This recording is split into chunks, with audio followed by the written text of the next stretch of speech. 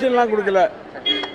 எங்களுடைய தொகுதியினுடைய கோரிக்கைகள் என்னென்ன பணிகள் செய்யப்பட வேண்டும், என்னென்ன செய்யணுங்கிறத அதிகாரிகிட்ட சொல்லி மாவட்ட ஆட்சியருடைய கவனத்துக்கு கொண்டு வந்தோம். முக்கியமான கோரிக்கையாக எதுக்கு சார் வச்சுருக்கோங்க? முக்கியமாக வச்சது ஒன்று என்னன்னா, திருச்செந்தூர் கோயில் அது பாதாள சக்கர திட்டத்தை ஏற்கனவே மாவட்ட ஆட்சியரோட கொடுத்துருக்கேன்.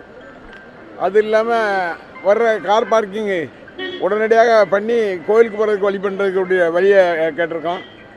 அதுபோக என்ன செய்யணும், இந்த வெள்ளம் வந்திருக்கும் போது கடுமையாக பல இடங்களில் உடைப்பு வந்துச்சு.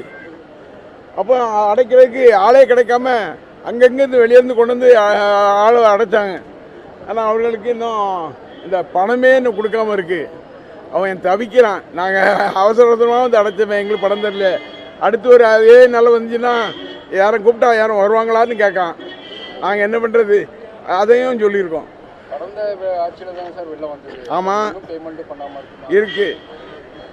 அதுதான் அவங்களுக்கு ஒன்றிய அரசாங்கத்திலேருந்து பணம் வரல, வராமல் போட்டு கட்டுப்பாடுபடுத்தினா எப்படி இது பண்ண முடியும்?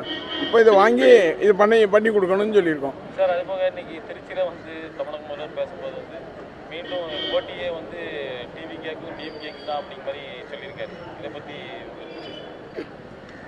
திராவிட முன்னேற்ற கழகத்துக்கு போட்டி எந்த கட்சியும் இல்லை. ஒரே கட்சி திராவிட முன்னேற்ற கழகம் தான். அதுக்கு போட்டியாக எந்த கட்சியும் இல்லை. வரக்கூடிய தேர்தல் எல்லாத்துலேயுமே டிவிகே தான் வெற்றி பெறும் அப்படின்னு சொல்லி பொறுத்திருந்து பார்ப்போம்.